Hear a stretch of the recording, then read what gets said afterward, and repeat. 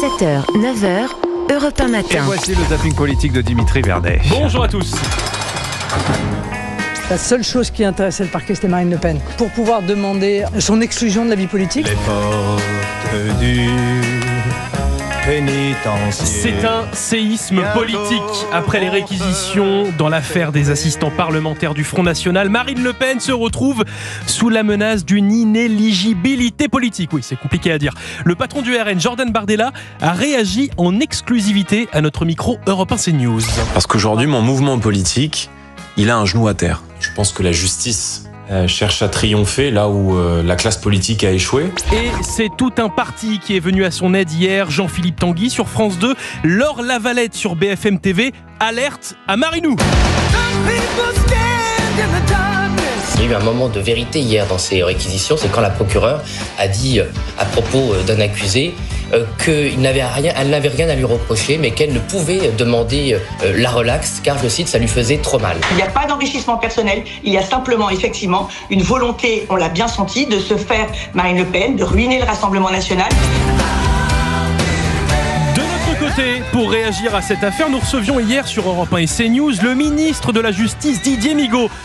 Sauf que rien ne s'est passé comme prévu.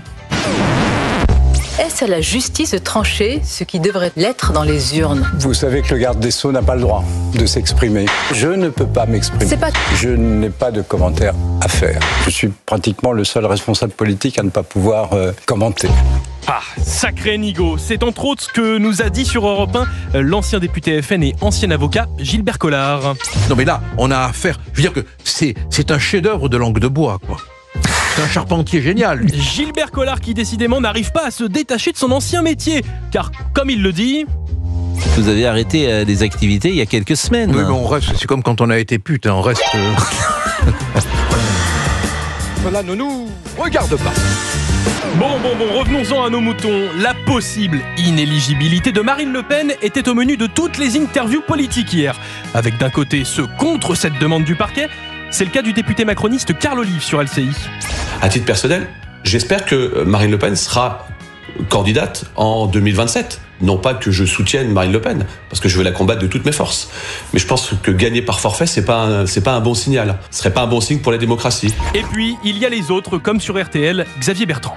La démocratie, c'est aussi le respect de la justice. Et personne n'est au-dessus des lois.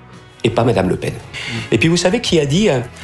Il y en a marre de ces élus qui détournent de l'argent. Marine Le Pen, 2004.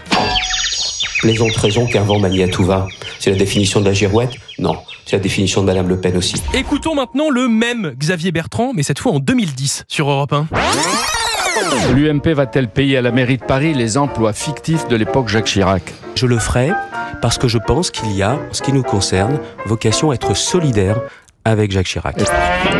Comme c'est bizarre, le ton est quand même très très différent pour une affaire d'emploi fictif.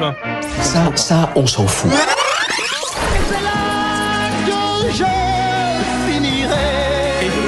Retour en 2024, l'occasion pour moi de vous souhaiter un bon week-end. Bon week-end Dimitri Vernet, on vous retrouve lundi.